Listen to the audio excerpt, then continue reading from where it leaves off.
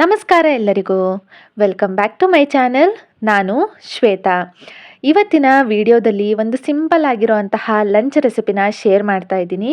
ಎಷ್ಟು ಈಸಿಯಾಗಿದೆ ಈ ರೆಸಿಪಿ ಅಂತ ಅಂದರೆ ಅಷ್ಟೇ ಕ್ವಿಕ್ಕಾಗಿನೂ ಕೂಡ ಮಾಡ್ಕೊಂಡು ಬಿಡ್ಬೋದು. ಜಾಸ್ತಿ ಟೈಮೆಲ್ಲ ಏನೂ ಬೇಕಾಗೋದಿಲ್ಲ. ಇಲ್ಲಿ ಮೊದಲಿಗೆ ಹೆಸರು ಕಾಳಿನ ಗ್ರೇವಿನ ಮಾಡ್ಕೊಳ್ಳೋದಕ್ಕೆ ನಾನು ರಾತ್ರಿನೇ ಹೆಸರು ಕಾಳನ್ನು ನೆನೆಸಿ ಇಟ್ಕೊಂಡಿದ್ದೆ. ಅದನ್ನೀಗ ಒಂದ್ಸತಿ ಕ್ಲೀನಾಗಿ ವಾಶ್ ಮಾಡಿಕೊಂಡು ತೆಗೆದು ಇಟ್ಕೊಳ್ತಾ ಇದ್ದೀನಿ. ತುಂಬಾ ಪ್ರೋಟೀನ್ ಕೂಡ ಇರುತ್ತೆ ಅಲ್ವಾ ಈ ಕಾಳಲ್ಲೆಲ್ಲ. ಹೆಸರು ಕಾಳಾಗಿರ್ಬೋದು, ಕಡಲೆಕಾಳು, ಈ ಥರ ಕಾಳಲ್ಲಿ ಸುಮಾರಷ್ಟು ಪ್ರೋಟೀನ್ ಕೂಡ ನಮಗೆ ಸಿಕ್ಬಿಡತ್ತೆ. ಈ ಥರ ಒಂದು ಗ್ರೇವಿ ಮಾಡಿಕೊಂಡ್ರೆ ಅನ್ನಕ್ಕಾಗಿರ್ಬೋದು, ಚಪಾತಿಗೆ, ರೊಟ್ಟಿಗೆ ಎಲ್ಲದಕ್ಕೂ ಕೂಡ ತುಂಬಾ ಚೆನ್ನಾಗಿ ಹೊಂದ್ಕೊಳ್ಳುತ್ತೆ. ಅನ್ನಕ್ಕೇನಾದರೂ ಮಾಡ್ಕೊಳ್ಳೋದಿದ್ರೆ ಸ್ವಲ್ಪ ನೀರಾಗಿ ಮಾಡ್ಕೊಳ್ಳೋದಷ್ಟೇ. ರೊಟ್ಟಿ, ಚಪಾತಿ, ದೋಸೆಗೇನಾದರೂ ಮಾಡೋದಿದ್ರೆ ಸ್ವಲ್ಪ ಗಟ್ಟಿ ಮಾಡ್ಕೊಂಡ್ಬಿಟ್ರೆ ತುಂಬಾ ಚೆನ್ನಾಗಿರುತ್ತೆ. ಟೇಸ್ಟ್ ನೆಂಚ್ಕೊಳ್ಳೋದಕ್ಕಾಗಿರ್ಬೋದು. ಮೊದಲಿಗೆ ಇಲ್ಲಿ ಗ್ರೇವಿನ ಮಾಡ್ಕೊಳ್ಳೋದಕ್ಕೆ ನಾನು 2 ಟೊಮ್ಯಾಟೊ ಹಾಗೆಯೇ 2 ಈರುಳ್ಳಿನ ಕಟ್ ಮಾಡಿ ಇಟ್ಕೊಳ್ತಾ ಇದ್ದೀನಿ. ಈಗಂತೂ ಟೊಮ್ಯಾಟೊನಲ್ಲೆಲ್ಲ ಹುಳ ಇರುತ್ತೆ ಅಂತ ಹೇಳಿ ವಿಡಿಯೋದಲ್ಲಿ ತೋರಿಸ್ತಾ ಇರ್ತಾರೆ ಅಲ್ವಾ, ಅದಕ್ಕೆ ನೋಡ್ತಾ ಇದ್ದೆ ಏನಾದರೂ ನನ್ನ ಕಣ್ಣಿಗೂ ಕಾಣುತ್ತಾ ಅಂತ ಹೇಳಿ. ತರಕಾರಿ ಎಲ್ಲ ಹೆಚ್ಚಿಟ್ಕೊಂಡಿದ್ದಾಗಿದೆ. ಹಾಗೆಯೇ ಸುಮಾರು ದಿನ ಆದಮೇಲೆ ಬಾಳೆಕಾಯಿನ ತಂದಿದ್ದೆ. ಅದರಲ್ಲೂ ಒಂದು ರೆಸಿಪಿನ ಮಾಡೋಣ ಅಂತ ಹೇಳಿ ಬಾಳೆಕಾಯಿ ಮಸಾಲನ ನಾನಿವತ್ತು ಮಾಡ್ತಾ ಇದ್ದೀನಿ. ಪಲ್ಯ ಥರನೇ ಇರುತ್ತೆ, ಒಂಥರ ಹುಡಿ ಪಲ್ಯ ಅಂತಲೇ ಹೇಳ್ಬೋದು. ರುಚಿ ಮಾತ್ರ ತುಂಬಾ ಸಖತ್ತಾಗಿರುತ್ತೆ. ಹಾಗೇನೂ ಕೂಡ ತಿಂದುಬಿಡ್ಬೋದು, ಅಷ್ಟು ರುಚಿಯಾಗಿರುತ್ತೆ. ಇಷ್ಟ ಆದರೆ ರೆಸಿಪಿ ನೀವು ಕೂಡ ಒಂದ್ಸತಿ ಟ್ರೈ ಮಾಡಿ.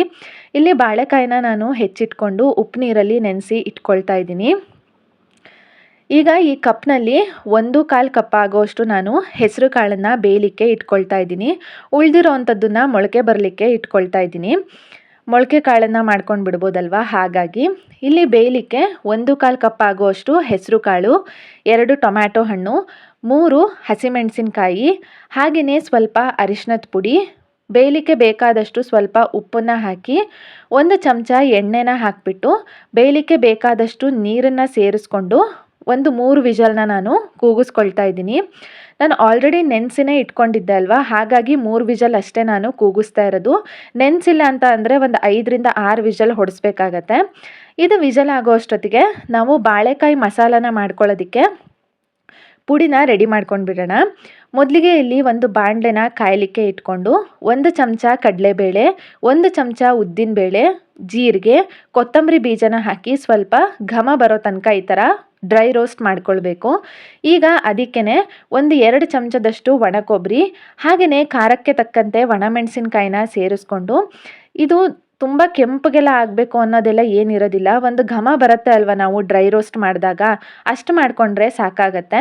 ಇದು ಪೂರ್ತಿಯಾಗಿ ತಣ್ಣಗಾದ್ಮೇಲೆ ಮಿಕ್ಸಿ ಜಾರಿಗೆ ಹಾಕಿಬಿಟ್ಟು ಅದನ್ನು ತರಿಯಾಗಿ ಮಿಕ್ಸಿ ಮಾಡಿಕೊಂಡ್ರೆ ಸಾಕಾಗತ್ತೆ. ತುಂಬ ನುಣ್ಣಗೇನು ಪೇಸ್ಟ್ ಮಾಡೋ ಅಂಥದ್ದೇನಿರೋದಿಲ್ಲ. ನೋಡಿ, ಈ ಹದಕ್ಕೆ ಸ್ವಲ್ಪ ತರಿಯಾಗಿ ರುಬ್ಕೊಂಡ್ಬಿಟ್ರೆ ಆಗೋಗ್ಬಿಡತ್ತೆ.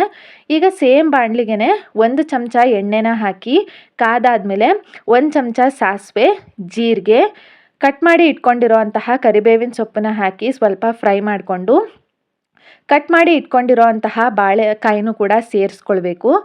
ಈಗ ಒಂದು ಅರ್ಧ ಚಮಚದಷ್ಟು ಅರಿಶಿನ ಪುಡಿನ ಸೇರಿಸಿ ರುಚಿಗೆ ತಕ್ಕಷ್ಟು ಉಪ್ಪನ್ನ ಹಾಕಿ ಒಂದು ಸತಿ ಈ ಥರ ಫ್ರೈ ಮಾಡಿಕೊಂಡು, ಬಾಳೆಕಾಯಿ ಜಾಸ್ತಿ ಏನು ಬೇಯಿಸ್ಲಿಕ್ಕೂ ಹೋಗೋದೇನು ಬೇಡ. ಒಂದು ಸ್ವಲ್ಪ ನೀರನ್ನು ಚಿಮುಕ್ಸ್ಬಿಟ್ಟು ಒಂದು 2 ನಿಮಿಷ ಮುಚ್ಚಿ ಬೇಯಿಸ್ಕೊಂಡ್ರೆ ಸಾಕಾಗತ್ತೆ.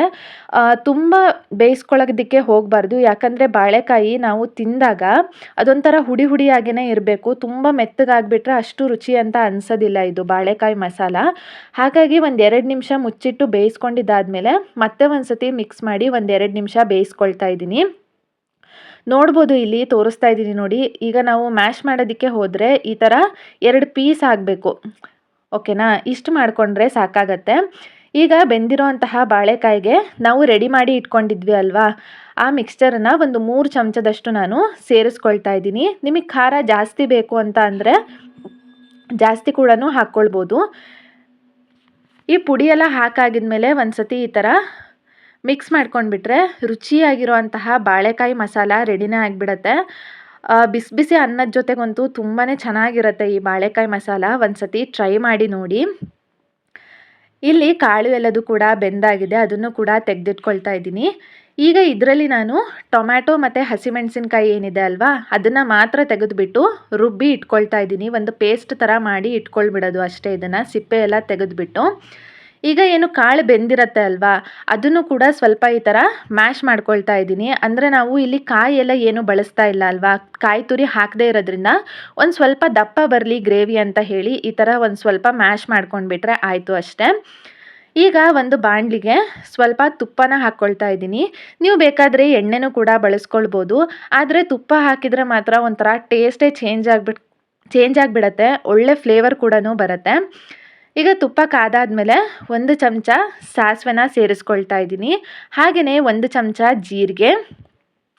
ಅದು ಚಟಪಟ ಅಂತ ಅಂದಾದ್ಮೇಲೆ ಒಣಮೆಣಸಿನ್ಕಾಯಿ, ಹಾಗೆ ಸ್ವಲ್ಪ ಕರಿಬೇವಿನ ಸೊಪ್ಪು, ಜಜ್ಜಿಟ್ಕೊಂಡಿರೋ ಅಂತಹ ಬೆಳ್ಳುಳ್ಳಿನ ಹಾಕ್ಕೊಂಡು ಕೆಂಪಗಾಗೋ ತನಕ ಸ್ವಲ್ಪ ಫ್ರೈ ಮಾಡ್ಕೊಳ್ಬೇಕು. ಬೆಳ್ಳುಳ್ಳಿನಲ್ಲಿ ಹಸಿ ವಾಸನೆ ಎಲ್ಲದೂ ಕೂಡ ಹೋಗಿ ಸ್ವಲ್ಪ ಕಲರ್ ಚೇಂಜ್ ಆಗೋ ತನಕ ಫ್ರೈ ಮಾಡ್ಕೊಳ್ಬೇಕು. ಈಗ ಅದಕ್ಕೆ ಒಂದು ಸ್ವಲ್ಪ ಇಂಗನ್ನು ಸೇರಿಸ್ಕೊಂಡು ಹೆಚ್ಚಿಟ್ಕೊಂಡಿರೋ ಅಂತಹ ಈರುಳ್ಳಿನೂ ಕೂಡ ಹಾಕಿ ಈರುಳ್ಳಿ ಟ್ರಾನ್ಸ್ಪರೆಂಟ್ ಆಗೋ ತನಕ ಸ್ವಲ್ಪ ಫ್ರೈ ಮಾಡ್ಕೊಳ್ಬೇಕು. ಈಗ ನಾವು ಬೇಯಿಸಿ ಮ್ಯಾಶ್ ಮಾಡಿ ಇಟ್ಕೊಂಡಿದ್ವಿ ಅಲ್ವಾ ಹೆಸರು ಕಾಳನ್ನು, ಅದನ್ನು ಕೂಡ ಸೇರಿಸ್ಕೊಂಡು ರುಬ್ಬಿರೋ ಅಂತಹ ಮಸಾಲೆ ಇರುತ್ತೆ ಅಲ್ವಾ, ನಾವು ಟೊಮ್ಯಾಟೊ ಮತ್ತು ಮೆಣಸಿನ್ಕಾಯಿ ಹಾಕಿ ರುಬ್ಕೊಂಡಿದ್ವಿ ಅಲ್ವಾ, ಆ ಪೇಸ್ಟನ್ನು ಕೂಡ ಇದಕ್ಕೇ ಸೇರಿಸ್ಕೊಳ್ಬೇಕು. ನಾನಿಲ್ಲಿ ಅನ್ನದ ಜೊತೆಗೆ ಮಾಡ್ಕೊಳ್ತಾ ಇರೋದ್ರಿಂದ ಸ್ವಲ್ಪ ಮಿಕ್ಸಿ ಜಾರಿಗೆ ಹಾಗೆಯೇ ಕುಕ್ಕರಿಗೆ ಸ್ವಲ್ಪ ನೀರನ್ನು ಹಾಕಿಬಿಟ್ಟು ಅದನ್ನು ಕೂಡ ಸೇರಿಸ್ಕೊಳ್ತಾ ಇದ್ದೀನಿ. ನೀವು ದೋಸೆಗೆ ಅಥವಾ ಚಪಾತಿಗೆ ಮಾಡ್ತಾ ಇರೋದಿಂದರೆ ನಿಮಗೆ ಎಷ್ಟು ಗಟ್ಟಿ ಬೇಕು ಅಂತ ಹೇಳಿ ನೋಡಿಕೊಂಡು ನೀರನ್ನು ಸೇರಿಸ್ಕೊಳ್ಳೋದು ಅಷ್ಟೇ. ಈಗ ಇದನ್ನು ರುಚಿಗೆ ತಕ್ಕಷ್ಟು ಉಪ್ಪನ್ನ ಸೇರಿಸ್ಕೊಂಡ್ಬಿಟ್ಟು ಒಂದು ಸ್ವಲ್ಪ ಮಿಕ್ಸ್ ಮಾಡಿ ಒಂದು 3ರಿಂದ 4 ನಿಮಿಷ ಮೀಡಿಯಮ್ ಫ್ಲೇಮಲ್ಲೇ ಇದನ್ನು ಮುಚ್ಚಿಟ್ಕೊಂಡು ಬೇಯಿಸ್ಕೊಳ್ಬೇಕು.